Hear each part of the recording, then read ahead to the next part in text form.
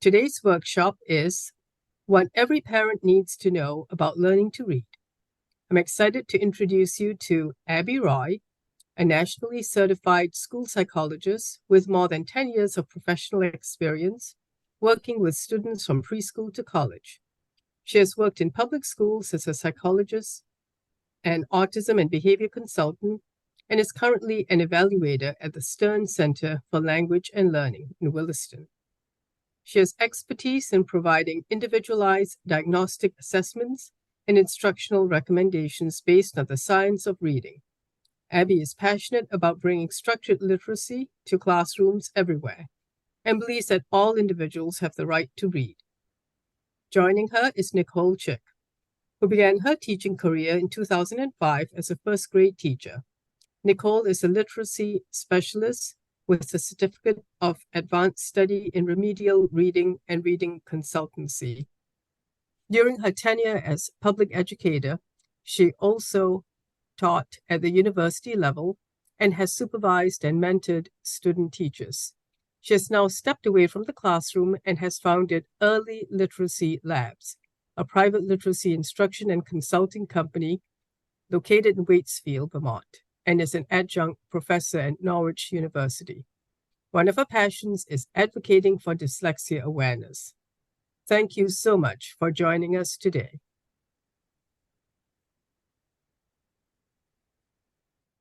All right.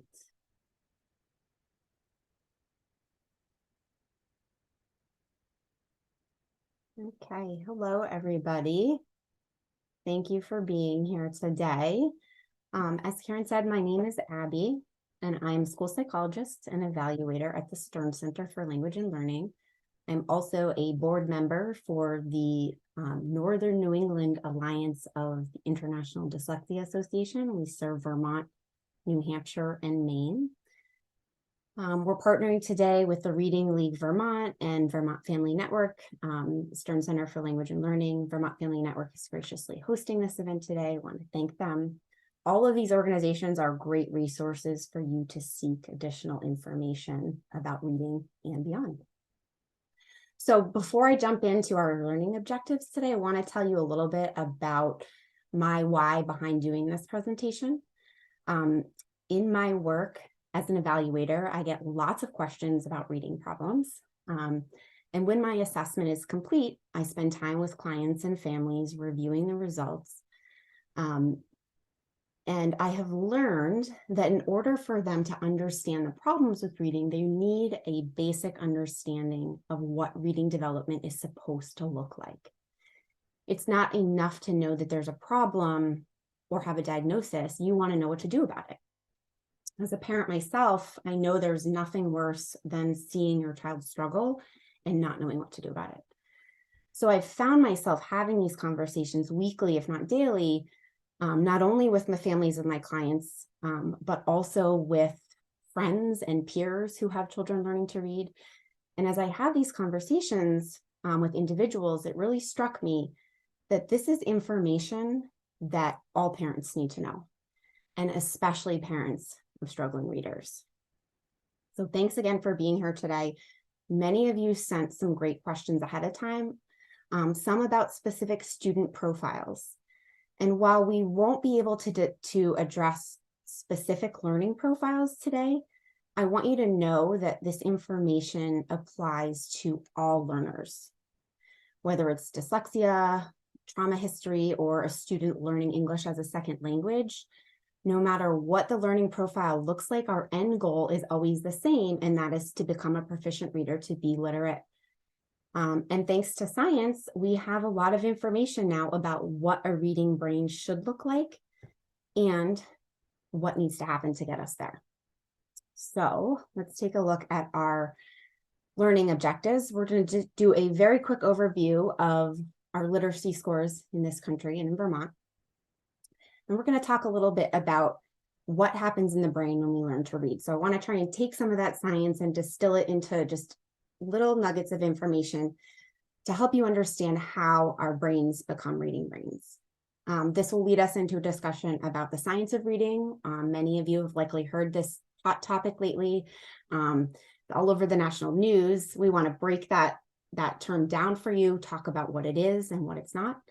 We're also going to give you some basic information about structured literacy. What does it include? What does it look like? Lastly, we want to give you some ideas about what you can do as a parent of a struggling reader. And as Karen mentioned, we'll save some time at the end for questions. So as most of you probably know, we use standardized assessments in this country to determine how we're doing with teaching literacy, right? So I want to talk today about two descriptive categories. The first is called proficient. And I included the definition here from the website of the National Assessment of Educational Progress, or NAEP. Sometimes we call it the Nation's Report Card.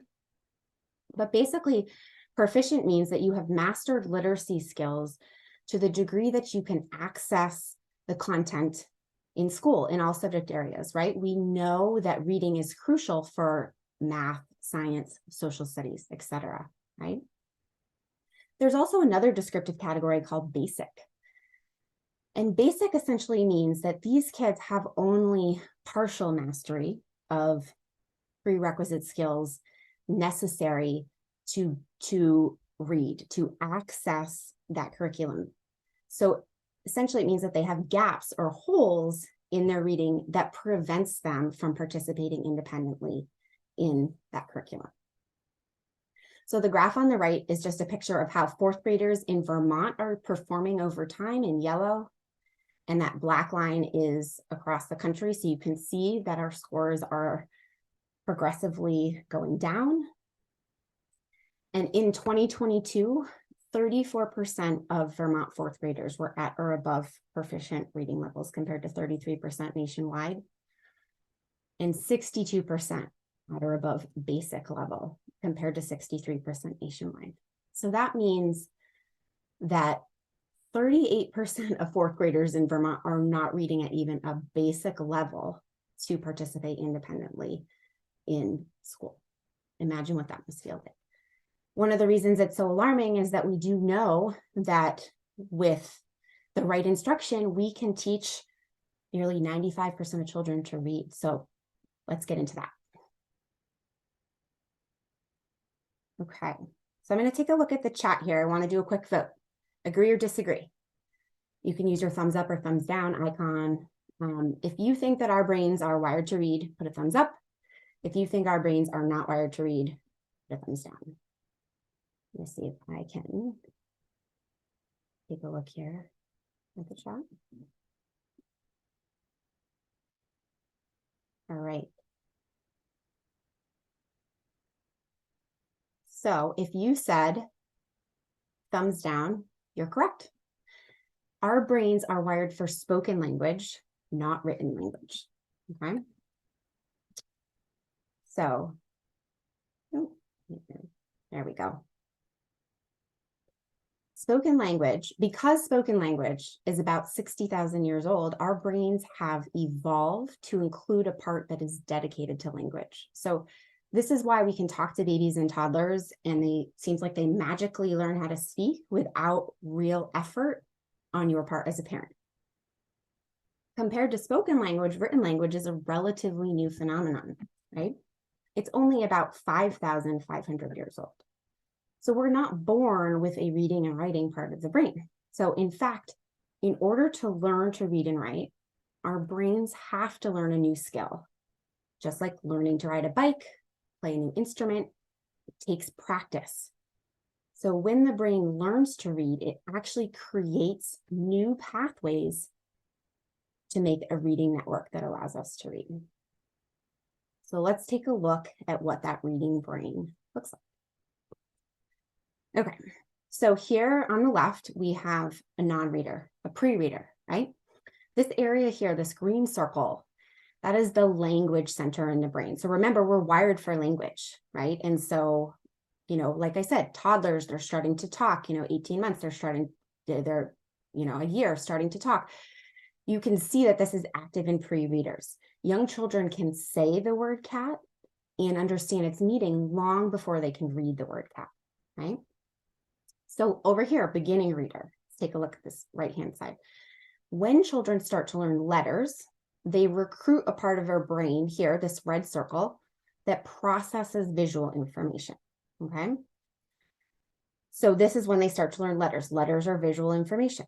So beginning readers feed information from this language part to this visual part, okay? They have to match the sounds in words to letters or groups of letters that they represent, okay? This pathway, as you can see here by these green arrows, eventually becomes a two-way street, okay? So we could hear the word cat and associate it with the letters C-A-T, or we could start here and see the word cat and associate it with the sounds it represents in order to read the word cat. You have to access that sound-based information, okay? Once this process takes off, this two-way street gets stronger and stronger, right? As the more that you read, children start to decode words, right? It's called decoding because the process of reading is like cracking a code, right? It is a sound symbol code, right? We have the sounds here, we have the symbols here, they start to connect, we go back and forth, and we create this pathway in the brain, okay? With enough practice, so here we have that beginning reader here again, okay? And we have this two-way street that's established, okay? With enough practice, another part of the brain, this yellow circle, starts to specialize in the recognition of letters and words. This part is called the visual word form area, and sometimes we call it the brain's letterbox. This part of the brain is typically online by age 10 and allows us to feel as if we are reading words by sight. So in other words, you see a word, you don't have to decode it sound by sound. It just feels as though you know what the word says, right? When these pathways develop in the brain as expected, so it looks like this picture of a skilled reader, all of these areas work together like a well-oiled machine, okay? And so in the brain of a skilled reader, once all those networks are established, reading can feel effortless. Reading the words should feel effortless. Okay, but remember that reading is a speech to print process, okay? So just like that pre-reading brain, it starts in that language center. And one big misconception about reading is that it is primarily a visual skill, okay? So now you all know we just looked at the brain and the reading brain. It does involve a visual processing area, right? Because letters are visual information, right? However, those letters themselves are meaningless until they are associated with the correct sound, right? So the language part of the brain has to feed information, and that information has to be accurate, okay? So first, identifying sounds in words is a developmental process. So first, we understand that sentences are made up of words, right? And then that words are made up of syllables, and then finally individual sounds. We have to know that those words are made of individual sounds before we can assign them to the letters, okay? So let me give you an example. Let's take the word cat again. If you can't separate the word cat into its three distinct sounds, cat, or if you are confused about the identity of one of those sounds, then you can't accurately pair it with the letters in order to read and spell, okay? So letter-sound correspondence does not develop without a clear understanding of sounds in words, speech to print, right? So oftentimes, when kids are struggling to learn to read, we need to intervene at the sound level, okay? Being able to mentally play with sounds in words, which is officially called phonemic awareness, which we'll talk about later, is one of the highest predictors of reading success. Numerous scientific studies have confirmed the importance of phonemic awareness in learning to read and spell. And one study actually found that 90% of poor readers who lacked phonemic awareness in first grade remained poor readers in 4th grade. The good news is that phonemic awareness is a skill that you can be taught, right? It's something you can learn. So it makes you wonder if we had just one change to include phonemic awareness in our instruction, that graph we saw at the beginning of those 4th graders might look a little different. So when the reading brain develops in the way we just discussed, the letter box takes over by age 10, and we develop what we call word recognition skills. So being able to access the words on the page is obviously essential to reading, right? You can't read if you don't know what the words say, okay? However, there is another essential component of reading, which is language comprehension, right? This is the ability to understand what you were reading, to understand the language. So this simple view of reading formula helps us to understand this concept. And it says that reading comprehension, which is the ultimate goal of reading, right? We read to understand, is that the product of strong word recognition and listening comprehension equals strong reading comprehension. So skilled readers have both of these things in place. Okay.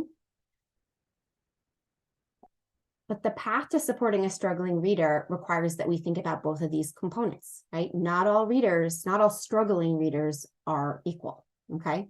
So let's think about 4 possible profiles when we look at those 2 components. In yellow, we have good comprehension, good decoding, we have a skilled reader.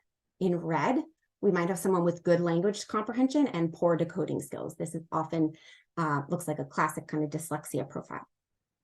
In green, we have weaknesses in both.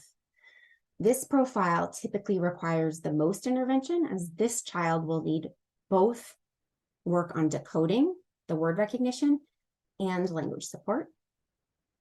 Lastly, you can have poor language comprehension or weak language comprehension and good decoding skills, and not necessarily understand what you read. Sometimes you see this profile in children with autism who can decode the words, but they can't put the words together to make meaning because of impairments in their language system. And so that requires language intervention, okay? So the language comprehension piece involves so many skills, right? Vocabulary, you have to know what the words mean. Sentence structure, you have to know how the words in the sentence are related to each other. You have to have verbal reasoning skills. Can you think about what you're reading? Can you make inferences? Background knowledge. Do you have experience with the topic that you're reading about? Literacy concepts. What type of text are you reading? Is it informational? Is it narrative? Text structure tells you a lot, helps you comprehend, right? So all these things are crucial to reading. What makes language comprehension different than word recognition is that it often develops without explicit instruction. So language skills develop through life experiences, through talking to other people, being read to, right? That's why reading to young children is so important. You are developing all these skills that are crucial for reading, right? Now, this is not to say that we don't teach these things in the classroom. Comprehension is a crucial part of reading instruction, and it's one of the important pillars of instruction that was identified by the National Reading Panel. Some children may need additional support in one of these areas, particularly maybe if they're learning English as a second language, okay? And children who have significant deficits in language comprehension may also require the expertise of a speech and language pathologist.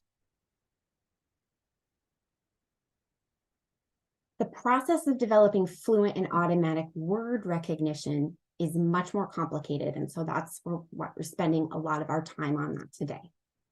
So when you have strong word recognition skills, we often refer to that as having a large sight word vocabulary. So you see a familiar word and you can read it as if by sight, okay? This is where the term sight word comes from, okay? And there's some confusion over what a sight word is, right? I really like David Kilpatrick's definition that a sight word is a familiar written word that is recognized instantly, automatically, and effortlessly without sounding it out or guessing, okay? So this is the key to accurate and fluent reading. So it allows the reader to focus on the content of what they're reading. We only have a limited amount of brain space. brain power to use. So people with poor word recognition skills, they spend too much energy on decoding the words, and it takes away from the brain space they need to think about what they're reading, to focus on the language, to use all those language comprehension skills we just talked about. Okay. So I often hear the term sight word confused with irregular or high frequency words. Okay, so I want to clarify the difference here. An irregular word has a part or parts of it that don't follow the traditional phonics rules. So a word like was, of, or said. Whereas a high frequency words are just words that are found most frequently in written material, right? So these are words that sometimes come home in lists or on flashcards that the kids are told to memorize, right? However, sight words do not develop through memorization. Okay, so let's quickly talk about how they do develop, okay? Remember that yellow letter box here, okay, that specializes in the recognition of letters and words? Kids who have well-developed letter box, so if that brain is working the way it should be, they have a large sight word vocabulary. It's created through a process called orthographic mapping. Now that's a fancy word, but what I want you to know is it is a process by which we map words into our brains so that we can retrieve them instantly, okay? So strong readers have a lot of words mapped, right? But mapping words is not the same thing as memorizing them. That's not how they're mapped, right? So our brains can memorize pictures or faces, but not words, right? So paying attention to the sounds and letters in words and enough practice, which we'll get into, is what allows your brain to map words and be able to read them so effortlessly. So good readers only need 1 to 5 exposures to map a new word. Struggling readers and those with dyslexia need many, many, many, many, many more exposures in order to map new words. So those of you who are skilled readers and you're looking at this slide right now and you're reading the slide, you have mapped a lot of words, right? You are reading those words by sight. You almost can't help but read them, right? Your brain sees it and it just has to read it, okay? Because it's so effortless. That's what skilled reading feels like. So when something goes awry, when something goes wrong in that process, often at that sound level that we talked about, that language level, and you haven't had enough practice to develop those brain networks, the process of decoding is often very effortful and hard. And so those readers learn strategies, they develop strategies to compensate, right? And so here are some of the things that we frequently see in kids with poor word recognition skills, okay? So they use the first letter to guess at a word. They try to memorize the words. And that, like I said, that's not an efficient way to map words. You might be able to memorize a few hundred words, but there's how many words in the English language, right? And as you get to unfamiliar words, right, you have no way to break them down and to code them. They tend to skip unknown words. They figure it out based on context. So in other words, many, many children who don't have strong word recognition skills rely on their strong thinking skills and their problem solving skills. It's amazing what lengths I've seen kids go to figure out and to comprehend what they're reading, but it is so much work for them. Okay, and children use these strategies because they are not sure about the rules that govern English language. But the good news is that English is actually largely predictable. And if children are taught decoding skills in a systematic way that gives them enough exposure and practice, almost all children can learn to be proficient decoders. Okay, and so I'm going to pass it off to Nicole, who's going to talk to you about what that will look like. Hi, everyone. Hopefully you can see me. Hopefully it went to my screen. So yes, so I'm going, as we transition to the second section of our presentation, I'm I'm going to hope to explain what instruction would look like in a classroom that would be aligned to the science of reading that Abby just described. So we know what the research says. We know what Abby just showed us with what's happening in the brain. So what would this look like in a classroom to help students build, like she said, orthographic mapping, but to build that effortless word recognition? And so these words, the science of reading, might be something that you have heard before, like Abby mentioned, from teachers or on social media or like even in the news. And the issue, which might be a strong word, but the issue is that people are using this term pretty liberally and not always correctly. And I think the big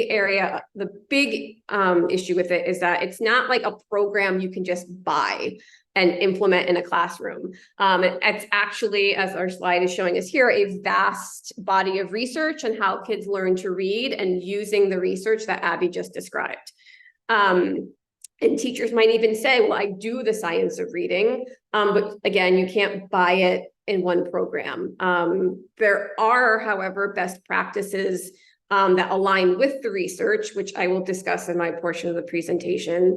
But there needs to be a bridge between all this research and teachers in the classroom, and that's what's kind of lacking in the moment. And it can be difficult to find. I am a former kindergarten teacher that did not have access to the science of reading. I didn't learn about it as a pre-service teacher, getting my undergrad and even getting my master's. It was like when I had to go back again was when I learned more about this and was able to implement it in my classroom.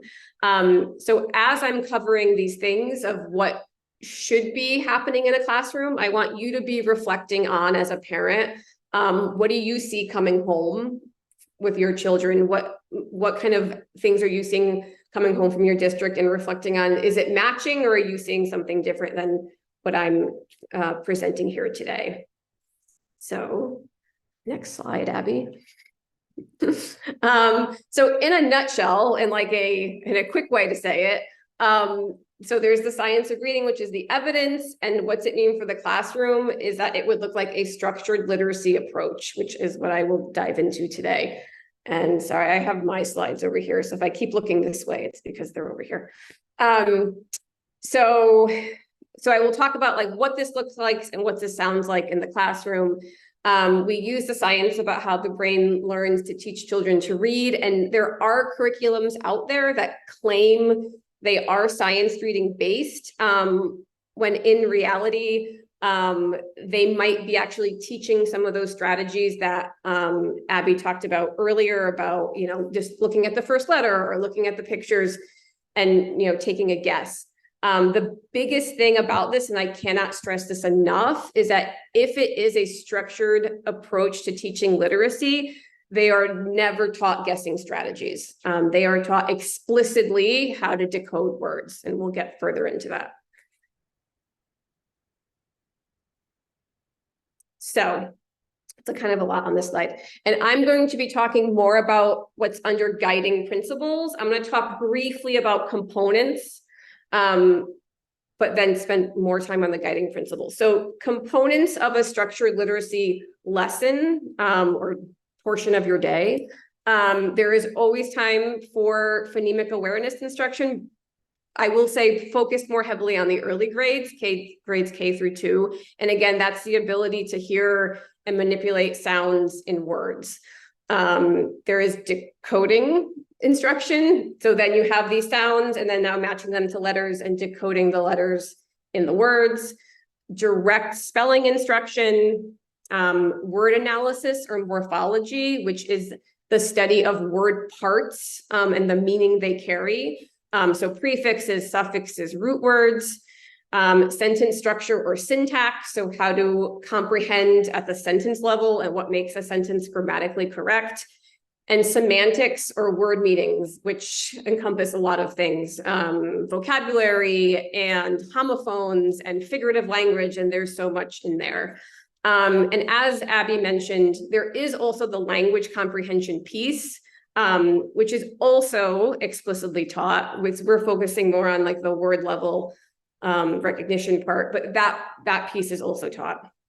So the guiding principles. Structured literacy is systematic, which means it's an appropriate developmental sequence of skills, teaches concepts that are common then to less common, basic to more complex. So just really briefly, if you're thinking about, it's going to start, if you're thinking of like the decoding piece, it's going to start with letters and letter sounds, and then how to blend and segment 2 sounds and then 3 sounds and words. And it builds up from there. Cumulative, meaning that you're always circling back to things that you already taught. It's not like a one and done approach, because kids need many repetitions and exposure to skills to create those neural pathways. Explicit, meaning that every skill is taught with intention and provides enough practice, which I'll talk about in the next couple of slides as well.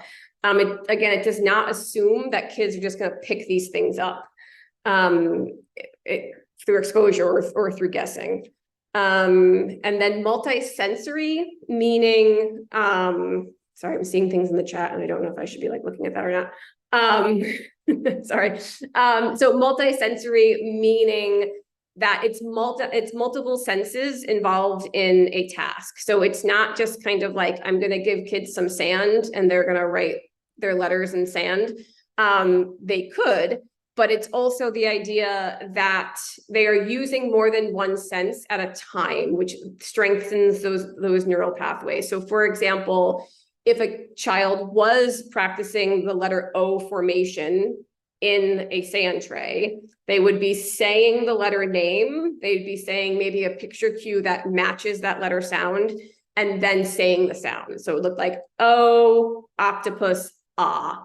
So they are seeing themselves make the letter, they're hearing themselves say the sound and the letter name, and then they're also feeling the feedback from, say, the sand. But they could also just be doing it like on a dry erase board. But it's the idea of using more than one sense at a time that then strengthens those neural pathways. And I will say for me, as an aside, as a former balanced literacy teacher that wasn't really using structured literacy, I would do these things, but it felt very, looking back on it now, it felt very kind of haphazard. Like I was just throwing these things around, like hoping something was going to stick. And so structured literacy kind of takes that out. Like everything is very clear and concise and follows a sequence that will help what Abby talked about at the beginning of the presentation, help build these pathways in the brain. Okay, so some structured literacy components. I'm going to go through this kind of quickly, so then we can kind of talk about the last piece in a little bit more detail. But again, there's always phonemic awareness instruction, especially at the younger grade levels. And again, that would focus, in my mind, it would focus a lot on blending and segmenting sounds.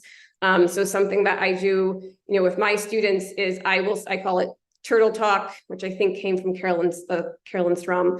But I will talk like a turtle. So I will say cat, or if that's difficult, I will kind of slide it and say cat. And then the student will tell me the name fast, like a cheetah, cat, or I will ask the student to talk like a turtle and they will say the word sound by sound. And then I have to say it fast. But again, it's going to follow a sequence of skills. There's letter sound review. So constantly reviewing letters and sounds and spelling patterns, reading words and sentences, spelling of words and sentences, and whatever skill you're working on for reading, they're going to be spelling the same types of words because it is a process that is reciprocated. Handwriting instruction in practice is crucial, especially in the younger grades, because if you're also thinking about just kind of brain capacity and brain energy, if kids can form letters quickly and accurately, then they're not thinking about that when they're going to spell. It kind of takes that piece out, right? Like you want kids to be able to form letters consistently and accurately. So explicit instruction is needed in that. Irregular word instruction, which Abby touched upon before, and then a connected text to provide practice of skills being taught. All skills covered in a lesson have been previously and explicitly taught. So whatever the child is expected to do, they have been taught it. They don't need to guess at anything. And again, this was very different from when I was teaching balance literacy. And I think the examples of text I'm going to give in a minute will be helpful. I'm going to go to the next slide. Okay. So this is an example of a decodable text, which on the last slide, I think I had a connected text. But it's a text that will allow the child or children to practice what you're being taught in a meaningful way. And I think sometimes that decodables can get a bad rap because they're looked at as boring, or they're looked at as they're not engaging for the child. But I think there's part of this is that as adults and as teachers who are skilled readers, they're boring for us. But for children who are working on these skills, it's like what they need. It's like exactly the tools they need to practice these skills we're teaching them in a meaningful way to then, again, I feel like I'm saying these words again and again, but building these neural pathways in their brain. So for example, like this, the child would have to have been explicitly taught most letter sounds, right? And you see short vowels. And the picture is there to support what they read. But if they've been taught these skills, if they can blend and segment words with 3 sounds and they have these high frequency words, then they wouldn't even need the picture to read this. The picture is there to support it and to make it engaging, but again, they wouldn't need it to figure out the words on the page. So again, like this work is needed for that orthographic mapping to happen, to then have these words be able to access effortlessly for them. And then the next slide has an example of a predictable or leveled reader, which might be something more that you see coming home. And at first you might look at this and be like, Nicole, like, what's the issue? It's just, there's short words, the words match the picture. What's different about this than from what was on the previous slide? And the difference is that there are words like play and eat and sleep, which again might seem very simple. And kids at kindergarten, first grade, those words are part of their oral vocabulary, right? Like they know these words, they know their meanings, they probably use them on a daily basis. But they have part of their words, they have vowel teams in there, which are 2 vowels next to each other that make one sound, like A-Y, E-A, and E-E. And they probably haven't been taught that in kindergarten or in first grade yet. And it's not really developmentally appropriate either. I'm sure there are kids, outliers, that would pick up these words easily and know them, but for the most part, they're not ready for that yet. So in order for them to figure out these words, they need to look at the picture to get it. And when they do that from the outside, like it looks like it's a quick fix and everyone's happy and everyone feels good because they can read the words on the page, but they're not really reading it. They're taking a guess. And so that quick fix, again, is not allowing them the hard work they need to do, like the heavy lifting they need to do of the decodables to then orthographically map those words in their long-term memory. And on the bottom, there's a link that might be of interest to some of you. It's a 2-part video series on YouTube of a mom, I forget what state, but it was during COVID, and she was watching her kindergartner learn to read by reading books like this. And it kind of made her pause and say, well, is she really reading? Thank you, California. And so then she kind of did her own research and her own teaching, and I won't give it away, but it's definitely worth a watch for sure. Okay, next one. Okay, and then this was just an example of an authentic text. So I kind of got cut off on one side, but a text where you would probably read this to your kids, and eventually students are going to read these books on their own. I think it's important to mention that like decodables aren't forever. It's again, that heavy lifting work to get them to a place where words do become automatic and effortless for them. But of course, books like this, you're going to be reading as a teacher or as a parent to build those skills that Abby talked about earlier, the language development, the listening comprehension, and those aspects also. Okay, I'm doing pretty good on time. All right, so this is a very important infographic to have. So this is was created by and shows the work done by Nancy Young. And it's showing that there's a small minority of kids at the very top there in the dark green, about 5 to 10%, who can learn to read just by exposure. That they can be exposed to words, there's not explicit instruction, and they can pick it up, right? But they can see there that there is the minority. And then as you go down, there's different percentages, but this part in the lighter red, the 40 to 50%, requires a structured literacy approach. And really what this is showing you that all kids benefit from structured literacy. Regardless of how their brains work in the end, it's going to benefit everyone. It's just essential and crucial for more than 50% of kids. And I think what's interesting about in the light red is that these are kids that probably don't have an identifiable learning difference. But they would struggle just as much as kids that do because they're not getting access to this explicit instruction. So they do have, the kids at the bottom do have an identifiable learning difference, but would be struggling. These kids would be struggling the same exact way without it. And there is a term out there called dystichia, which is the idea that there are just kids who are struggling so much out there because they don't have the access to structured literacy and explicit teaching. Okay, and this slide has a lot of words, but we wanted you to have the words as parents going and talking to school districts. So I'm not going to read all the questions to ask, but they are there for you, questions to ask your child's teacher or school district. At the top are some warning signs or red flags, things to keep in mind if your child is struggling with them. So even before being exposed to letters and sounds, if they're having challenging with rhyming, if rhyming is hard, that could be kind of like something for you to pause and think about. Is learning letters and letter sounds very effortful for them?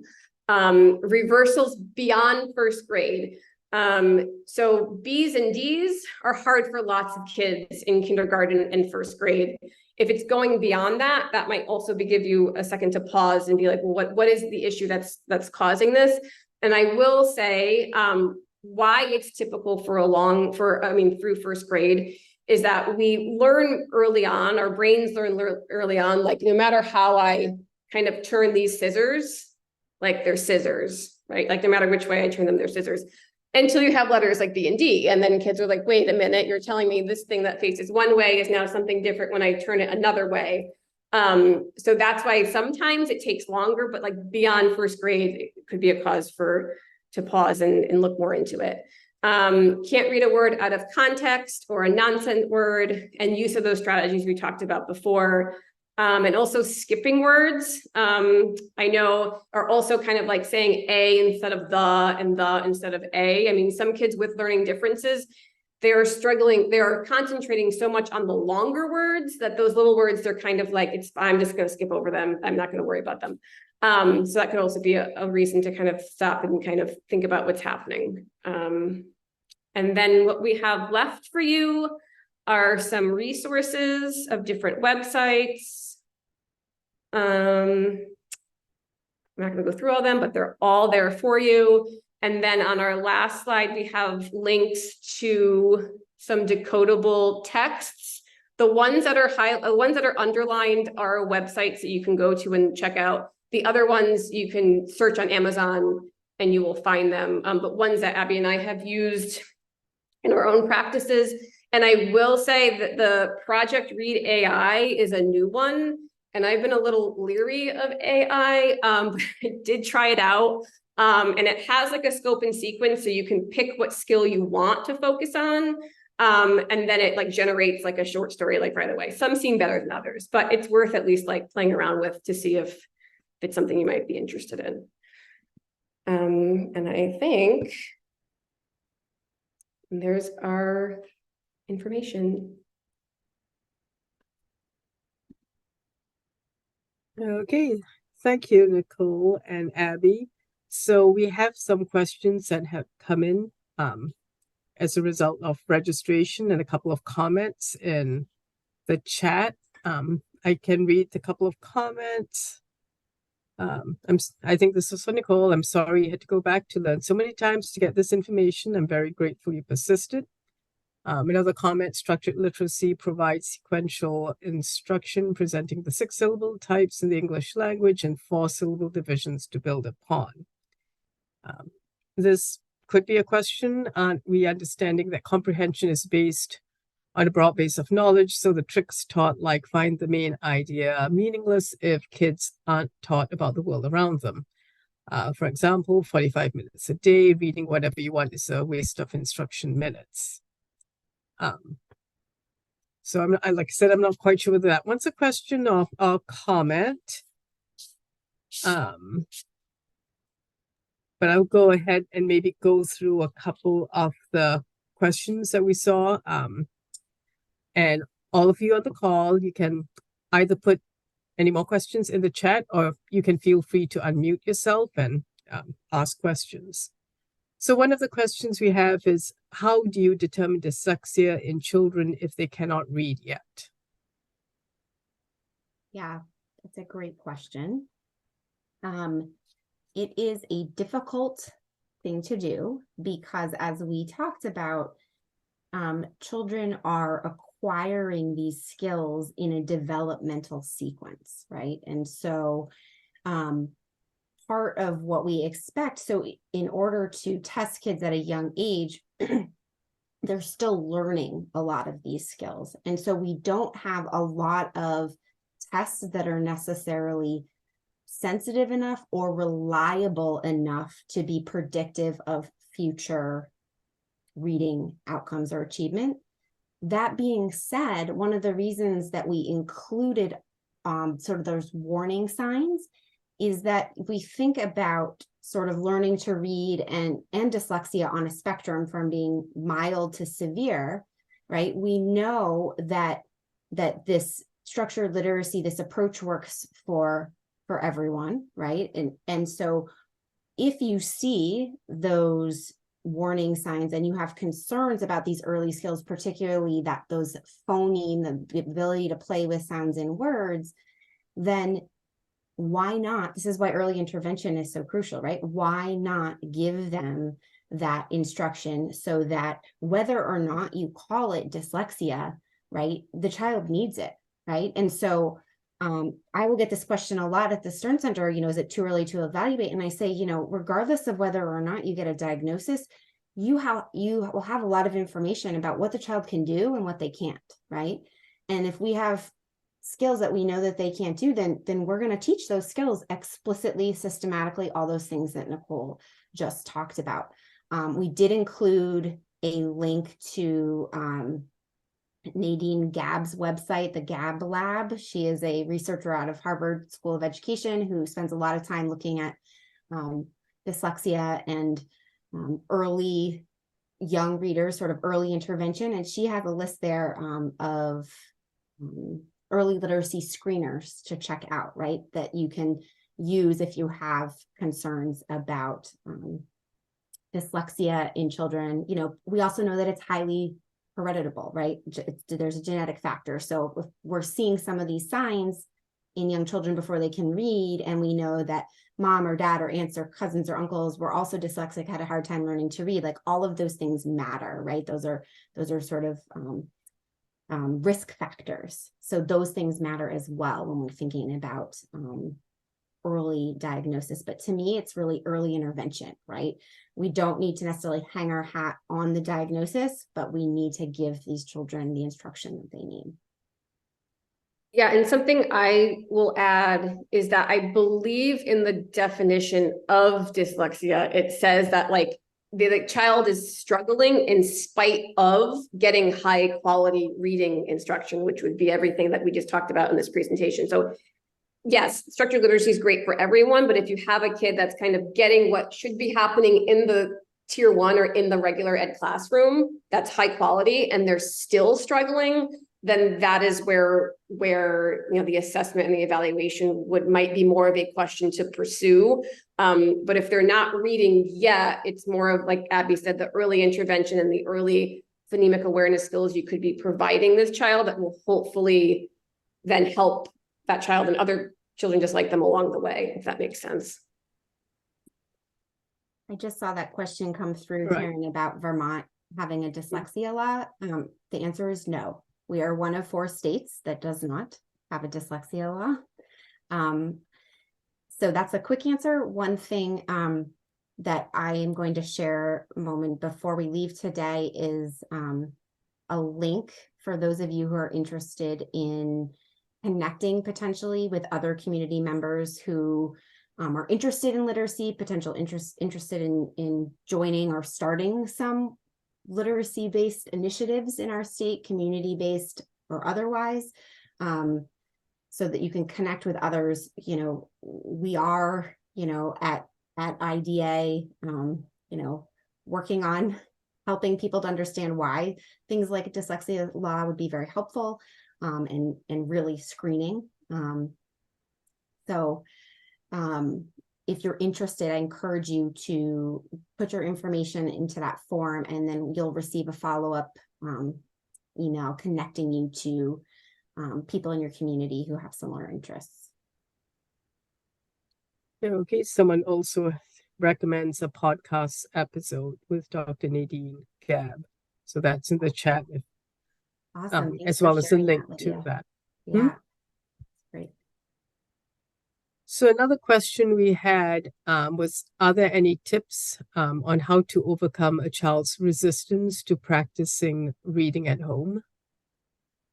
Yeah, that's a great question too. And I think one of the reasons that Nicole spent so much time today on the different types of texts is that I will often hear parents say, that they hate reading, they don't want to do it. And then I'll say, well, what are they reading? What are you having them read? And oftentimes it is a text that includes words or that they haven't been explicitly taught, right? So it's a leveled text or a predictable text like Nicole shared, and they haven't been explicitly taught the skills yet to do that practice independently. So it doesn't feel good, okay? Even in the best of circumstances, learning how to read is hard work, right? You have to do the heavy lifting, like Nicole said, to develop that reading brain. So we want to set them up for success. So making sure that the book is really appropriate. So in other words, have they been explicitly taught the skills that are in that book? And it can look, those easy readers like level 1, 2, 3, right? It says like, you think, oh, my kid's at a level 1, it says basic words. Those are not decodable, right? Those are going to be full of words that, are potentially inappropriate for, or don't align with what your child has been explicitly taught. So that can be one way. If there's, Nicole, I don't know if you have anything to add to that. Sorry, I was muted. I don't know if this was another question that came in, but I will say on the slide we have for decodables, I think there's a link to High Noon books, and they have I have some right here actually, but they have they look like chapter books. So for your older kids, or even your younger kids that just don't want the one line on a page, it is set up like a chapter book, so that might not feel so, it's not like, oh, I'm reading this book that looks so babyish, but it's very controlled. So it's what they need to work on is appropriate for them, but it just looks kind of more grown up. So that could also be if your kid is resistant, if he's on the older, he or she are on the older side and is resistant, finding something that looks like that, but that is still controlled for them, could also be something to look into. Okay, and that's the question about, I guess, older kids. How can parents of high school students with specific learning disabilities and multiple diagnoses educate the school staff so that they can help the student? Which the one thing I will say about that, as I'm working actually with more and more high school students, it seems like it is sort of like assumed, right? That, and I don't want to speak negatively about high school teachers, but like they weren't trained in this. If I'm saying that there's elementary school teachers out there that weren't trained in structured literacy, then a high school math teacher was not. And it's kind of the expectation that kids in high school just can read, and there's maybe support models, but not really true sort of in structured literacy. I mean, I know there are some districts in the state that have gone over to that model for structured literacy for high school and middle school. But I understand that question and that concern, because it seems like a very daunting task to take this on. And I don't think I answered the question. I'm just kind of feeling I'm feeling the question. I don't know if it's not an easy question to answer, because like Nicole said, those high school teachers, they don't have this knowledge, and it's not their fault, right? We're not pointing the finger, but if they don't have this understanding, right, that when you get to high school, to me, it's a two-pronged approach, right? You are providing accommodations to allow a child access to the curriculum. So if they are not a strong reader, that might look like audiobooks or assistive technology, right? But what are you doing simultaneously to explicitly teach the missing skills? And that is the part that is very hard to find at the high school level, right? So, I understand how that is frustrating. It's really about building awareness, right? And that's why we're doing this. That's why we're want to get the information out there, so that everybody understands how we learn to read, and so that eventually we will get that information slowly up to those high school teachers, so that hopefully, as we get stronger at doing it at the elementary level, there will be fewer kids in high school in that situation. Right. And actually, even for older kids, if they are in fact on IEPs, a literacy specialist can be brought on a team to teach those explicit skills. Absolutely. I know we are almost out of time. Someone does ask the question, what if a school is giving you DRA levels for your child? Is that a red flag? What do DRE levels mean? Do you want me to speak to that, Abby? Yes, so the DRA is an assessment. I was actually just talking about this in my college course this morning. So it's an assessment that the child reads a book, and the teacher kind of just marks how many errors, and then it supposedly gives you a level. But again, that would align, like, the books they're reading are aligned with what I had up there, or what we had up there for predictable text. So they might be able to guess the words from the pictures, but they're truly not decoding. So there are better assessments out there, is how I will word that. Because it could give you a level, but that level doesn't really mean that much. And I also think on our resources, Emily Hanford's podcast talks about that also, if you want to learn more about kind of that model for assessment and the flaws that could be there with it. Well, so much to know on this. Maybe we'll have you do a follow-up. But for now, we are at time. So thank you so much, Abby and Nicole, for this great information. For everyone else, you'll see the link to an evaluation in the chat. Please take a few minutes to complete it so we can make improvements and fulfill our grant requirements. We have many more interesting workshops coming up, and you can find details about those on the homepage of our website, VermontFamilyNetwork.org, along with the links to previously recorded ones. We have tons of information on our website, and getting connected with us is easy. You can follow us on Facebook, or you can join our closed Facebook page if you are a parent. You can also sign up for monthly e-news or check out our YouTube channel. We are here to help, so please contact us by phone or mail. So thank you again, everyone, and have a great day.